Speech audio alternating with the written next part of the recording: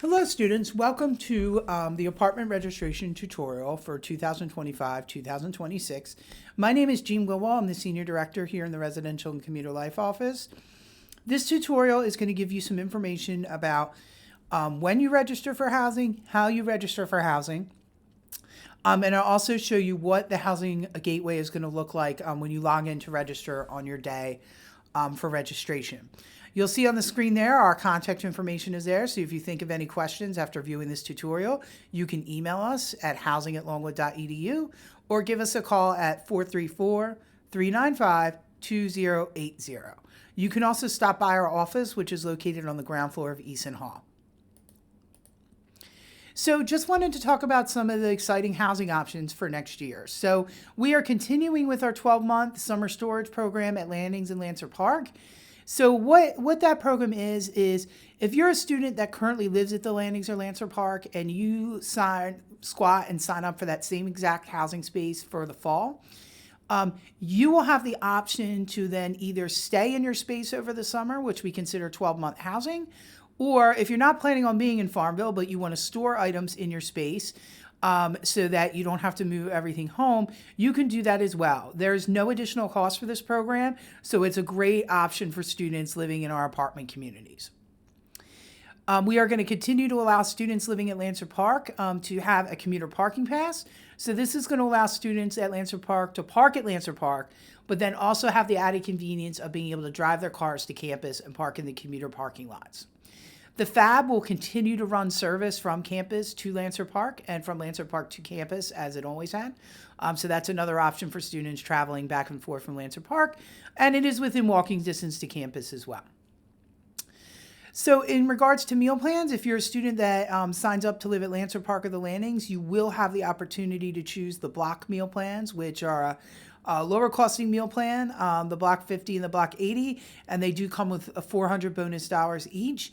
There will also be some other new meal plans for next year. We're going to have a weekly 14 meal plan, which is a meal plan that will provide 14 meals every single week at the dining hall, and will also come with bonus dollars with that meal plan. There will also be an added all access meal plan. There's something called the VIP all access meal plan, which will continue to be all access, as many swipes into the dining hall. That meal plan will come with additional bonus dollars, and it also comes with 7 meal exchanges. All of the other meal plans will have 5 meal exchanges a week, so the VIP All Access will have 7 meal exchanges a week. So if you're a student living in the apartment communities, you can choose from any of those meal plans, and also including the block meal plans. So next, what I want to talk about is when you register for housing. So the registration process will open on February 17th, and it will go until February 26th, and I will go over the detailed timeline in a moment. If you're planning to register with specific roommates, you will need to create a roommate group ahead of time, and each student that's been invited to that roommate group will need to accept membership in that group prior to your date to register.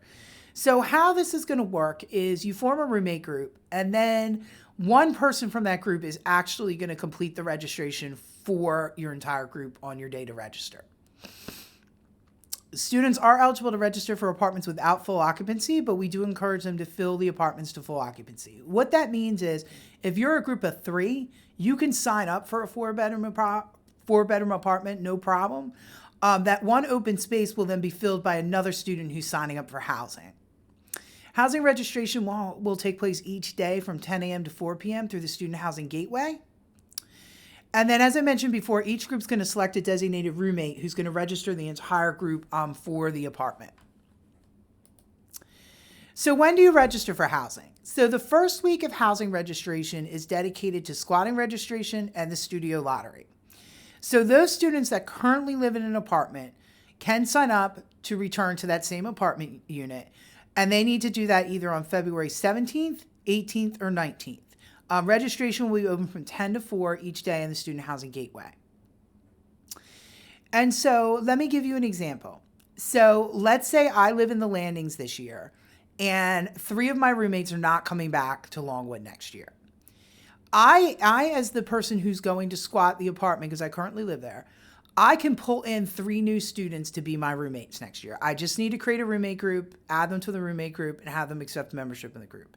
And then I just need to be the person logging into the Housing Gateway on squatting registration because I'm eligible to squat, and I'll be able to sign myself up and my new roommates. So just want to make sure that you understood as a squatter, you can bring in new roommates into the apartment. And during the squatting process, you don't have to fill the apartment to full occupancy, as I talked about before, but then any open spaces will be available to other students during the registration process. And as I talked about earlier, those students that do squat and return to the same bedroom are eligible to participate in summer storage or 12-month housing. The other process that's going to take place at that same time is the studio lottery, which is going to run from February 17th through the 19th. All lottery submissions must be received by 4 p.m. on February 19th. So the studios we do a little bit differently than the other apartments because we only have 30 studio apartments. And so we do reserve studios for only rising juniors and seniors, so students with 56 or more completed credits. Our other apartment options, all of our 2 and 4 bedroom apartments, they can be signed up by any continuing student. There is no credit requirement to sign up for those. Once we receive all the studio lottery applications, we will run that lottery, and then we will notify students regarding the lottery results by 12 noon on Thursday, February 20th. If you're a recipient of the lottery, you will get instructions on how to sign up for that studio apartment. If you're not a recipient, you will be on a wait list for a studio if additional studios become available. And then you obviously have the opportunity the following week to sign up for an apartment during open registration. So the following Monday, on February 24th, we will start with senior apartment registration. So senior status is if you have 89 or more completed credits at the end of the spring semester. This would be your day to register for housing. Want to give you an example about this registration as well. So let's say I have 95 completed credits, so I'm a senior. I'm going to register on senior day. Let's say register with 2 other roommates, and my 2 roommates, they have 54 credits. And that's fine that they're not senior status and that they have 54 credits. I just need to be the student logging in on senior day to sign up the group, and then I can pull in those students as my roommates on that day. And just like the other days, you don't have to be able to fill the apartment to full occupancy to register, but we do encourage you to fill as many spaces as you can. Then the next day, on Tuesday, February 25th, we will have junior apartment registration. So this will be students with at least 56 completed credits at the end of the spring semester. This will be their day to register. So if you have at least one person in your group with 56 or more credits, this is going to be your day to register. And as I talked about before, you can register without full occupancy for the apartment. Then on Wednesday, February 26th, we will run sophomore apartment registration. So this is everybody in your group has less than 56 credits. This will be your day to register for housing. As I indicated before, you are eligible to register without full occupancy, but are encouraged to fill as many spaces as possible within the apartment. Just some helpful tips and reminders. The housing and meal plan rates for next year are published on our website. I would recommend reviewing those with whoever helps you pay your bill to Longwood, so you make sure that you're signing up for something that's going to fit with your financial plan. The link for the Student Housing Gateway has been in all the emails you'll receive about housing registration. There's also a link to it on the Residential and Community Life website, as well as it's under the Lancer dashboard on the university's main page. I always recommend to students to have a backup plan. Let's say your group really wanted to get into a 2-bedroom at Lancer Park. Let's say all the 2-bedroom apartments are full by the time you log in to register. Well, then where does your group want to go next, so that the person doing the registration isn't guessing what you guys want to do? So I just recommend that you talk about that ahead of time. One thing that our office will do to assist students prior to registration is when we finish squatting registration, we'll post an announcement on our website of the number of apartment units that remain in each community going into senior day. When senior day ends, we will post an announcement on our website indicating how many apartments in each community remain going into junior day. And then when junior day concludes, we will do the same thing for students going into sophomore day. Generally speaking, if you check our website after 6 p.m., that announcement will be up. So that just gives you a good idea going into the next day. What are the chances of you getting into your first choice that you have? So I do encourage you to check out that information on our website. The other thing that's really important is to make sure your roommates have accepted membership in your group prior to your registration date. Only students who've accepted membership in the group will be able to be pulled in as roommates. So that's really important.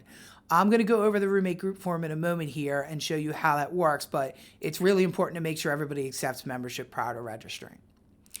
In the event that some students are unable to select an apartment space, we will have an apartment waitlist form. There have been times the past couple of years where we have not been able to get every sophomore that wants to be in an apartment space into an apartment space. If that were to happen again this year, we would have a wait list where then we work to offer those students apartment spaces as space becomes available. So I just wanted to make sure that people are aware of that.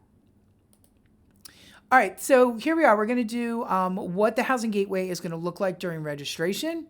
So many of you are probably familiar with this screen. This is the login screen for the Student Housing Gateway. You would just log in with your LancerNet ID and password. Once logged in, you're going to see your name highlighted in yellow and something called an RMS ID number highlighted in yellow. So the RMS ID number is important because that is the number that you're going to use when adding students to your roommate group. So if I'm going to be adding students to a roommate group, I'm going to contact my friends and I'm going to say, I need you to log into the Housing Gateway and let me know what your RMS ID number is. They will give you that number and then you'll be able to invite them to the group. We require the RMS ID number because we want to make sure you're adding the correct student to your group. There are students that have the same first and last name, so we want to make sure that if you're inviting Sally Smith, you're picking the right Sally Smith to add to your group. So that's why we do that by the RMS ID number. When apartment registration opens, you'll see that underneath continuing registration, there will be a button for apartment registration. Currently, the roommate group form is up in the Student Housing Gateway, so you can access that now if you want to start creating your roommate group. So first I want to show you the roommate group form. So all the instructions are on the form, but it's a very simple form. So if you've logged in and you're going to be creating a roommate group, you're going to click on the roommate group form. And all you need to do at the bottom of the screen there is click on the green Create Group button. That will then take you here. So in this example, you'll see that I initiated a group. So the person who creates the group is known as the leader. They don't have any special powers. They're just the person who created the group. And you'll see in this scenario that I had already invited 2 people to the group. And now I'm going to invite a 3rd person to the group. So I click on invite and I will put in their RMS ID number. I will click the search button. It will bring up their name. And then I will click the select button to add them to the list of roommates. Something that is very important is after you've added your roommates to the group, you must click finish at the bottom of the screen in order to save your entry into the system. If you don't click finish, it won't put anything into the system. So that's really important. Once you click finish, you will get a confirmation email that it's been submitted. And all of the people you've invited to your group will also receive emails with instructions to go into the Housing Gateway, click on the roommate group form, and then either accept or decline membership in the group. So what will happen when your friend logs in after you've invited them is they're going to see their name listed in the roommate group, and they will have 2 buttons next to their name. One would be for accept and one would be for decline. They would click accept and then click finish at the bottom of the screen, and then they will have been a member of the group at that point in time. Once they've done that, everybody in the group will receive emails letting them know that so-and-so has accepted membership in the group. So the system keeps you constantly updated on what's going on with your roommate group. But if at any time you want to log into your roommate group form and see what is the status of everyone, you can just go into the roommate group form and you can view that at any time. So prior to registration, you want everyone's status to either be leader or member. If you see that somebody is still in invited status, you're going to want to reach out to them and ask them to go in and accept membership on this form. Because as I said before, only students who've accepted membership in the group are going to be able to get pulled in as roommates when you go to register. So that's really important. So that's just what the confirmation message will look like when you submit your form. So next, what I want to do is show you what housing registration will look like when you get to registration day and your designated roommate goes into the housing gateway, clicks on the apartment registration button. This is where it's going to bring them. What you'll see at the bottom of the screen is all of your group members who have accepted membership in the group. So if you don't see somebody listed there that you believe should be listed there, that's when you want to stop. Don't move forward with your registration. Contact that person and have them accept membership in the group before you continue on. But if you see everyone listed below, you're just going to click on next step to search for an available apartment. So you can search for apartments in two different ways. One, you can use the drop down and you can say, I'm just looking for 2-bedroom. I'm looking for 4-bedroom. I only want north and south 4-bedroom, whatever the case may be. Or you can select it by community and say, just show me everything in Lancer Park, or just show me everything at the Landings. It's completely up to you. So once you select how you want to search for an apartment, your search results will show up on the right-hand side of the screen. So in this scenario, just looking for a Lancer Park 4-bedroom. So you'll see all of the Lancer Park options listed there that have 4 spaces in them. And then you'll see that there's a yellow lock icon to the far right. Once you find the space that you want to sign up for, all you need to do is click on that yellow lock, and that will then reserve that apartment for you while you complete the registration process. Very similar to ordering tickets to a concert or a sporting event. It's just going to take it off the available list while you're completing the registration. So once you lock the apartment, it'll bring you to here, to this screen. So if you get to this screen and you're like, oops, I didn't mean to select Lancer Park 1005B, I wanted something else, you don't have to start all over. You can release the lock using that release lock button, and it'll take you back to the previous screen where you can lock another space to complete the registration process. But if you're sure this is the space that you want, all you're going to do with these drop downs is place each roommate in the bedroom you want them in. So the A and B bedroom will share a bathroom, and the C and D bedroom will share a bathroom. So I'm just going to use these drop downs to put myself and my roommate, put myself in the A bedroom, put my roommate in the B bedroom. Once I've done that, I'm going to scroll to the bottom of the screen and click finish. And I'm going to get a confirmation message that I have completed the registration for myself and the group. Each person who is just registered will receive a confirmation email of where they've been signed up for. And that email will also have a link to be able to sign up for your meal plan. So your designated roommate is going to sign the group up for housing, and then each individual student is going to sign up for their own meal plan. That concludes the tutorial for the apartment registration process. If you have additional questions or need assistance, please reach out to our office and we will certainly be glad to assist you. Thank you and have a great day.